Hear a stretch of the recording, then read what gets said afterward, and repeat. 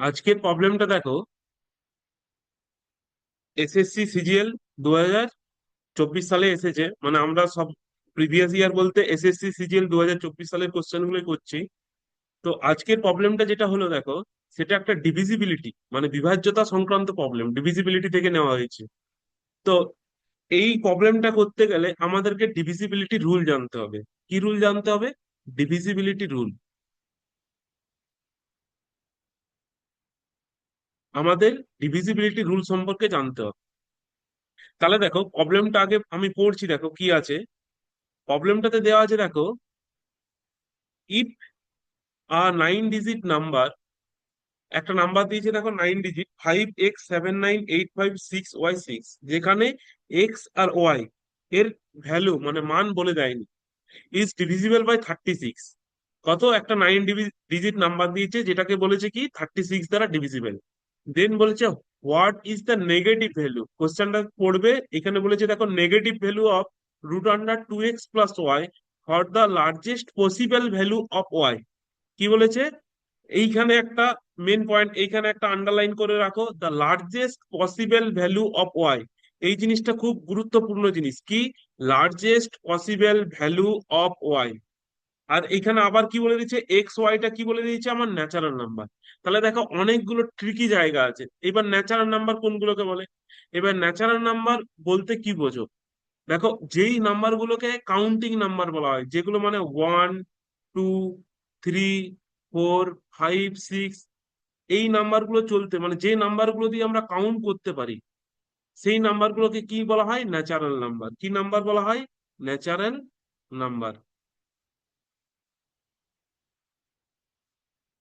কি নাম্বার বলা হয়? Natural number. আচ্ছা, ন্যাচারাল নাম্বার সম্পর্ক হয়ে গেল। মানে এক্স আর ওয়াই এর ভ্যালু কি কি হতে পারে? এক্স আর ওয়াই এর ভ্যালু মানে এক্স এর ভ্যালু কি কি হতে পারে? 1 হতে পারে, 2 হতে পারে, 3 হতে পারে, 4 হতে পারে, 5 হতে পারে, 6 হতে পারে, এরকম করে হতে পারে। আর ওয়াই এর ভ্যালু কি হতে পারে? 1 হতে পারে, 2 হতে পারে, 3 হতে পারে, 4 হতে পারে, 5 হতে পারে, 6, মানে ন্যাচারাল নাম্বারের ভ্যালু গুলো নেবে। চাই এই ন্যাচারাল নাম্বারটা বোঝা গেছে। এবার নেক্সট আসছি আমরা ডিভিজিবিলিটি রুল।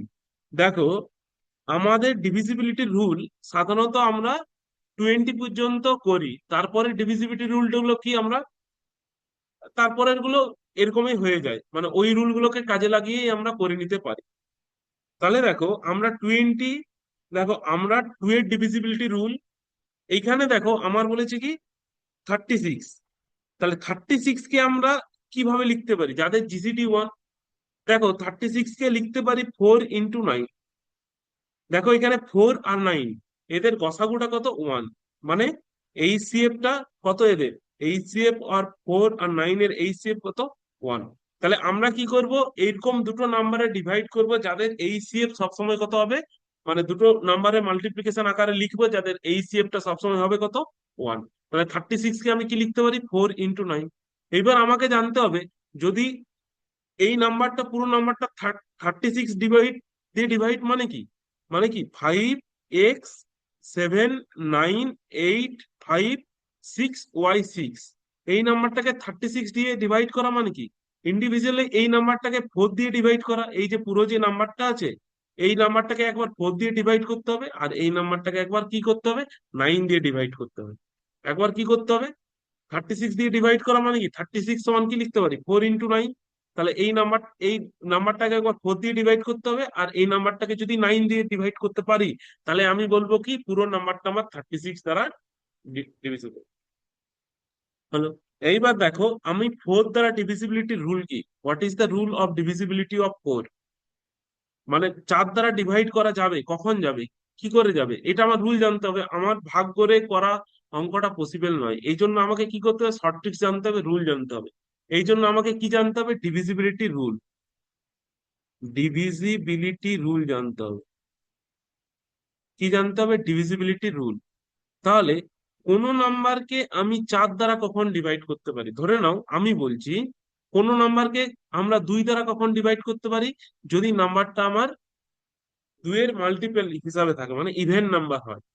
মানে কি, এই যে লাস্ট যে ডিজিটটা থাকবে সেটা 2 এর যেমন মাল্টিপল থাকে, মানে কি টু থাকে, ফোর থাকে, ফাইভ থাকে, মানে টু এর মানে লাস্ট যে ডিজিটটা থাকবে, কোনো নাম্বারের যে লাস্ট ডিজিট থাকবে, সেই ডিজিটটাকে যদি টু দ্বারা ডিভিজিবল করা যায়, তাহলে সেই নাম্বারটা আমার টু দ্বারা ডিভিজিবল হবে। এইবার কি, দেখো কোনো নাম্বার ফোর দ্বারা মানে কি, ফোর মানে কি লিখতে পারো টু স্কোয়ার, তাহলে লাস্টের দুটো ডিজিট এই টু স্কোয়ার মানে কি, দেখো এখানে দুই আছে, তাহলে লাস্টের দুটো ডিজিটকে আমার কি করতে হবে, টু দ্বারা ডিভাইড করে দেখাতে হবে। যদি লাস্টের দুটো যদি যদি আমার চার দ্বারা ডিভিজিবল হয়, তাহলে পুরো এই যে নাম্বারটা আছে, সেই পুরো নাম্বারটা আমার চার দ্বারা ডিভিজিবল হবে। পাঁচ দ্বারা হতে হলে কি হবে, যে লাস্ট ডিজিটটা যদি আমার ফাইভের মানে ফাইভ দ্বারা ডিভাইড করা যায়, তাহলে আমি ফাইভ দ্বারা ডিভাইড করতে পারবো। সিমিলারলি নাইন দ্বারা ডিভিজিবিলিটি রুল কি, নাইন দ্বারা ডিভিজিবিলিটি রুল কি বলছে, যে যতগুলো ডিজিট থাকবে, মানে যে এই যে নাম্বারটা তোমার দেয়া থাকবে, যতগুলো ডিজিট থাকবে, এটা একটা ডিজিট, এটা একটা ডিজিট, এটা একটা ডিজিট, এটা একটা ডিজিট, এখানে একটা ডিজিট, তাহলে এখানে কটা ডিজিট আছে বা কটা অঙ্ক আছে, পাঁচটা। তাহলে এই বলছে এই পাঁচটা ডিজিটের সাম যদি করে, এই সামটাকে যদি সাম মানে যোগ করলে, এই প্রত্যেকটা ডিজিটের তুমি কি করলে, অ্যাড করলে, অ্যাড করার পর কি করলে, একটা তো যোগফল পাবে, এই যোগফল বা যে মানে অ্যাড করার পর যে ভ্যালুটা পাবে, সেটাকে যদি আমি নাইন দ্বারা ডিভাইড করতে পারি, যদি যোগফলটাকে আমি নাইন দ্বারা ডিভাইড করতে পারি, তাহলে পুরো নাম্বার যে তোমার নাম্বারটা গিভেন দেওয়া থাকবে, সেই নাম্বারটাকে আমি কি বলবো, নাইন দ্বারা ডিভিজিবল। এই হলো তোমার রুল। তাহলে ফোর আর নাইন, ফোর মানে কি, লাস্টের যে দুটো ডিজিট থাকবে তাকে ফোর দ্বারা ডিভাইড হতে হবে, আর নাইন দ্বারা ডিভিজিবল মানে কি, যতগুলো ডিজিট থাকবে তোমার, ডিজিটকে কি, প্রত্যেকটা ডিজিটের তুমি সাম বার করলে, সাম বার করার পর যদি তোমার পুরো মানে যে প্রবলেম মানে পুরো যে সামটা যদি নাইন দ্বারা ডিভিজিবল হয়, তাহলে তুমি কি বলবে, যে আমার পুরো নাম্বারটা নাইন দ্বারা ডিভিজিবল হবে। এইবারে দেখো তোমার প্রবলেমে কি দেওয়া আছে, এইবার তুমি প্রবলেমটাকে লক্ষ্য করো, দেখো প্রবলেমটাতে যে ডিজিটটা দেওয়া আছে, সেখানে x আর y দিয়ে দেওয়া আছে, কি দিয়ে দেওয়া আছে, এক্স আর ওয়াই। তাহলে দেখো আমরা ডিজিটটাকে লিখছি, দেখো এটাকে একটু ইরেজ করে নিই।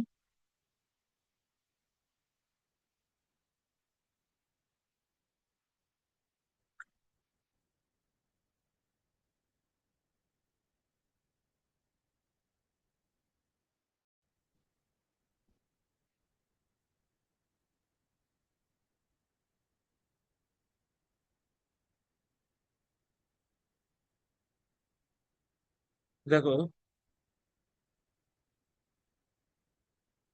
এইখানে দেখো যে ডিজিটটা দেওয়া আছে, দেখো এখানে কত বলেছে, 5x 7 9 8 5 6 y 6, এই ডিজিটটা দেওয়া আছে। এবার কি বলেছে দেখো, এইখানে কি একটা আন্ডারলাইন করতে বললাম, largest possible value of y, মানে ওয়াই এর সবচেয়ে বড় মানের জন্য। তাহলে এই নাম্বারটাকে একবার পুরোটাকে আমি চার দিয়ে ডিভাইড করছি, আর এই যে পুরো নাম্বারটাকে আমি একবার কত দিয়ে ডিভাইড করবো, নাইন দ্বারা ডিভিজিবিলিটি রুল লাগবে। তাহলে এই নাম্বারটা যেহেতু নাইন ফোর দ্বারা ডিভিজিবল, তাহলে এই 36 দ্বারা ডিভিজিবল, তাহলে ফোর দ্বারা ডিভিজিবল, আর নাইনের দ্বারাও ডিভিজিবল, মানে চার দ্বারাও ভাগ করা যাবে পুরো নাম্বারটাকে, আর নয় দ্বারাও ভাগ করা যাবে। তাহলে দেখো এই যে চার দ্বারা যদি ভাগ করা যায়, তাহলে এই যে লাস্টের দুটো ডিজিট আছে, লাস্টের কি ডিজিট আছে, ফোর, এই ওয়াই আর সিক্স, লাস্টের ডিজিটটা কি আছে, ওয়াই আর সিক্স আছে, তাহলে এই যে নাম্বারটাকে আমার কি করতে হবে, চার দ্বারা ভাগ করা যেতে হবে, তাহলে বলবো যে আমি পুরো নাম্বারটা আমার চার দ্বারা ডিভিজিবল। তাহলে লার্জেস্ট ভ্যালু অফ ওয়াই বলেছে, তাহলে ওয়াই এর লার্জেস্ট ভ্যালু কত হবে, ওয়াই এর কত কত মান বসাতে পারো। দেখো এখানে যদি ওয়াই এর ভ্যালু ওয়ান বসাও, ওয়াই এর ভ্যালু ওয়ান বসালে কত হবে, 16 হবে, এখানে কত হবে, 16 হবে। এই যে ভ্যালুটা কত হবে, ওয়াই এর ভ্যালু যদি ওয়ান বসাও, তাহলে কত হবে, 16 হবে। তাহলে 16 কে তুমি ফোর দ্বারা এই ফোর ফোর দ্বারা ডিভিজিবল করতে পারবে, মানে ডিভাইড করতে পারবে। এবার যদি ওয়াই এর ভ্যালু টু বসাও, তাহলে কত হবে, দেখো 26 হবে। কেন আমি ওয়ান টু বসাচ্ছি, কারণ আমার এখানে এক্স আর ওয়াই এর ভ্যালু গুলো কোথা থেকে নিতে বলেছে, ন্যাচারাল নাম্বার থেকে নিতে বলেছে, তার জন্য ওয়ান টু বসাচ্ছি। দেখো যদি টু বসাও, তাহলে কত হবে, 26 হবে। 26 কে আমরা ফোর দ্বারা ডিভাইড করতে পারি না, তাহলে এই ভ্যালুটা আমার হবে না, ওয়াই এর ভ্যালু টু হবে না।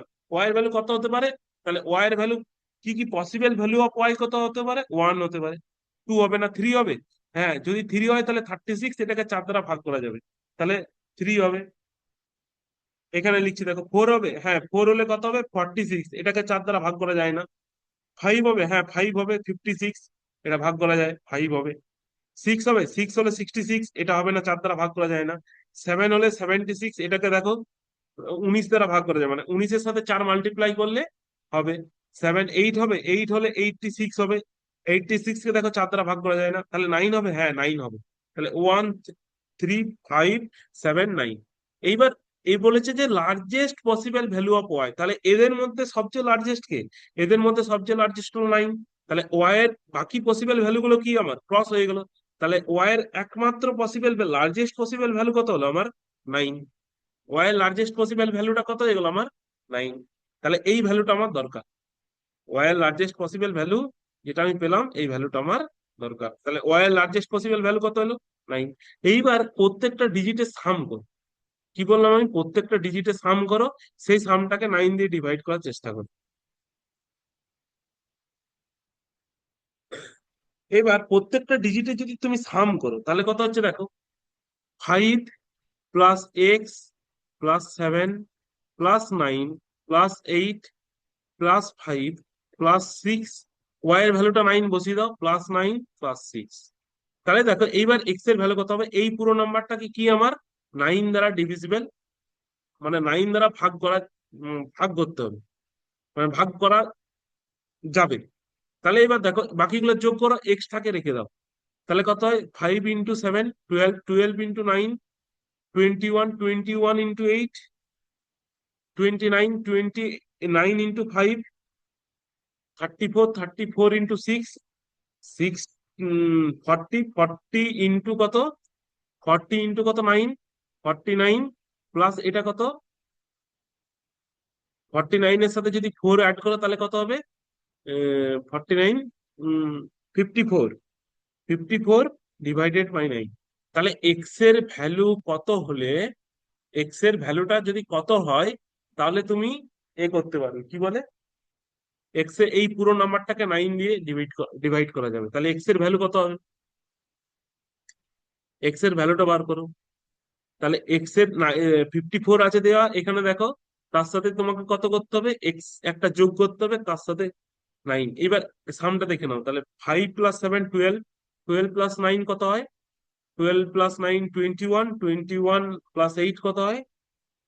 29, 29 এর সাথে যদি আমি ফাইভ যোগ করি, 29, 30, 34, 34 এর সাথে যদি সিক্স যোগ করি তাহলে কত হয়? 34 এর সাথে 40, 40 সাথে এখানে কত বটে? এটা সিক্স, 15, তাহলে এটা 55 হবে, সরি এটা 55। তাহলে 55 এর সাথে এক্স যোগ করো। তাহলে 55 এর সাথে যদি এক্স যোগ করো তাহলে কত হবে? এক্স যোগ করা মানে কত? এটাকে, মানে এর পরে নাইন দ্বারা ডিভিজিবল নাম্বারটা কত হতে হবে? 63। তাহলে 63 হলে এক্স এর ভ্যালু কত হবে? নাইন দ্বারা কখন ভাগ করা যাবে? সবচেয়ে ছোট নাম্বারটা নাও। তাহলে এক্স এর ভ্যালুটা যদি তুমি নাও এইট, তাহলে এটাকে নাইন দ্বারা ডিভাইড করা যাবে। তাহলে দেখো 63 হয়ে যাবে, 63 হয়ে গেলে কত? এটাকে নাইন দ্বারা ডিভাইড করা যাবে। তাহলে এক্স এর ভ্যালু কত হলো? এইট, আর ওয়াই এর ভ্যালু কত এসছে? নাইন। এবার টু এক্স প্লাস ওয়াই এর ভ্যালুটা বার করা, টু এক্স প্লাস ওয়াই মানে কত? এবার two into eight plus nine, তাহলে কত হচ্ছে? 16 প্লাস নাইন, এটা ফাইভ, এটা 25 হলো। কত হলো? 25। এইবার দেখো এটা যদি রুট নাও, এটা যদি রুট নাও তাহলে এটার বর্গ আছে, যদি রুট নাও তাহলে কত হবে? টু এক্স প্লাস ওয়াই এর ভ্যালুটা কত হবে? রুট নিচ্ছ তাহলে কত হবে? প্লাস মাইনাস হয়ে যাবে, প্লাস মাইনাস ফাইভ হয়ে যাবে। এইবার তোমাকে কোন ভ্যালুটা নিতে বলেছে? নেগেটিভ ভ্যালুটা নিতে বলেছে। প্লাস মাইনাস কেন হয়? ধরো x square equal to two হলে এক্স স্কোয়ারের ভ্যালু, এই এক্স স্কোয়ারের ভ্যালু কখন? ফোর। দেখো এক্স এর ভ্যালু যদি তুমি প্লাস টু বসাও তাহলেও এটা ফোর পাবে, আর এক্স এর ভ্যালু যদি মাইনাস টু বসাও তাহলে দেখো এটা ফোর পেয়ে যাবে। এক্স এর ভ্যালু প্লাস টু বসালেও ফোর পাবে, এক্স এর ভ্যালু মাইনাস টু বসালেও ফোর পাবে। তাহলে দেখো এটা এরকম ভাবে আসছে, দেখো টু এক্স প্লাস ওয়াই এর ভ্যালু যদি ফাইভ বসাও, তার স্কোয়ার করলে 25 পাবে, আর মাইনাস ফাইভ বসালেও পাবে। তাহলে নেগেটিভ ভ্যালুটা কত হবে? নেগেটিভ ভ্যালুটা কত হবে? দেখো এখানে নেগেটিভ ভ্যালুটা কত হবে? Minus five. নেগেটিভ ভ্যালুটা কত হবে? Minus five. তাহলে দেখো এখানে ডি এর অপশনটা কারেক্ট। দেখো এটা খুব একটা সুন্দর প্রবলেম, যেটা এসএসসি সিজিএল 2024-এ এসছে, মানে 2024 সাল আগের বছর সিজিএল এ এসছে। আগের বছরে যে সিজিএলটা হয়েছে সেখানে এসছে। তাহলে এটা জানতে গেলে আমাকে কি করতে হবে, ডিভিজিবিলিটি রুল গুলো জানতে হবে। যদি আমি ডিভিজিবিলিটি রুল গুলো না জানি, তাহলে পুরো জিনিসটাকে আমার মানে ভাগ করে যদি করতে যাই, তাহলে আমি অঙ্কটাকে করতে পারবো না। এই জন্য আমার ডিভিজিবিলিটি রুল গুলো মাস্ট দরকার। বোঝা গেছে? চলো।